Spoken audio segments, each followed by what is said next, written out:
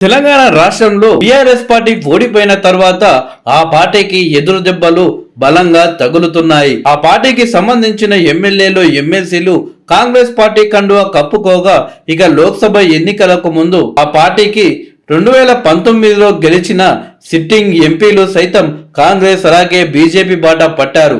ఆ దెబ్బకు లోక్సభ ఎన్నికల్లో బీఆర్ఎస్ పార్టీకి ఒక్క సీటు కూడా రాలేదు. ఇలా బీఆర్ఎస్ కి అన్ని ఎదురు దెబ్బలే తగులుతున్నాయి.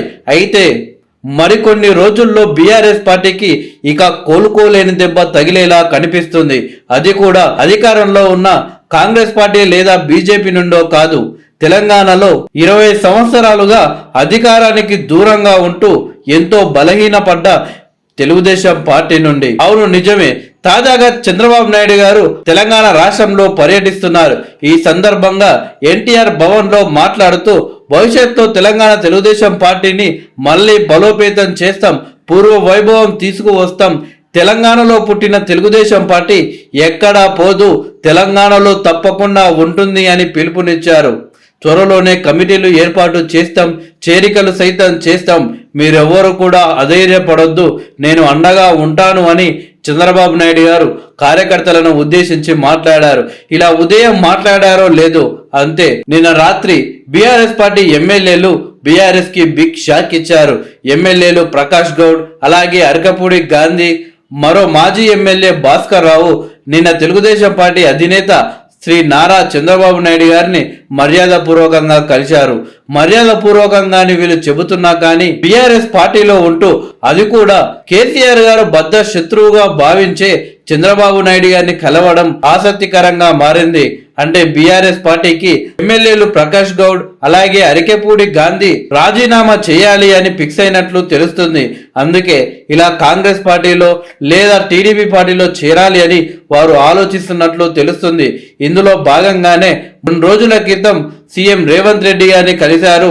ఇప్పుడు ఏపీ సీఎం చంద్రబాబు నాయుడు గారిని కలిశారు అని వార్తలు వస్తున్నాయి. నిజానికి బీఆర్ఎస్ పార్టీ ఎమ్మెల్యే అయిన ప్రకాష్ గౌడ్ తెలుగుదేశం పార్టీతోనే రాజకీయ జీవితాన్ని ప్రారంభించారు. ఆ పార్టీలో నాయకుడిగా కీలక పాత్ర పోషించాడు. 2009లో 13వ ఆంధ్రప్రదేశ్ శాసనసభకు అలాగే 2014లో జరిగిన మొదటి తెలంగాణ శాసనసభకు తెలుగుదేశం పార్టీపై పోటీ చేసి అప్పటి కాంగ్రెస్ పార్టీ అభ్యర్థి అయిన కాసాని జ్ఞానేశ్వర్ పై 2 సార్లు విజయం సాధించారు. ఇక 2018లో జరిగిన తెలంగాణ ముందస్తు ఎన్నికల్లో టీఆర్ఎస్ పార్టీ తరపున పోటీ చేసి మరోసారి రాజేంద్ర నగర్ నుండి తెలుగుదేశం పార్టీ అభ్యర్థి అయిన రేణుకుంట్ల గణేష్ పై 25,881 ఓట్ల మెజారిటీతో గెలిచారు. తిరిగి 2023లో ప్రకాష్ గౌడ్ ఎమ్మెల్యేగా పోటీ చేసి గెలుపొందారు. ఇలా వరుసగా 4 సార్లు ఎమ్మెల్యేగా గెలుపొందారు ప్రకాష్ గౌడ్. ఇక అరకపూడి గాంధీ గారి విషయానికి వస్తే ఆయన తెలుగుదేశం పార్టీ ఆవిర్భావం నుండి తెలుగుదేశం పార్టీలోనే కొనసాగారు. ఆయన షేర్లింగంపల్లి టీడీపీలో క్రియాశీలకంగా పనిచేశాడు. ఆయన 2009లో జరిగిన అసెంబ్లీ ఎన్నికల్లో షేర్లింగంపల్లి తెలుగుదేశం పార్టీ టికెట్ ఆశించినా కానీ దక్కలేదు.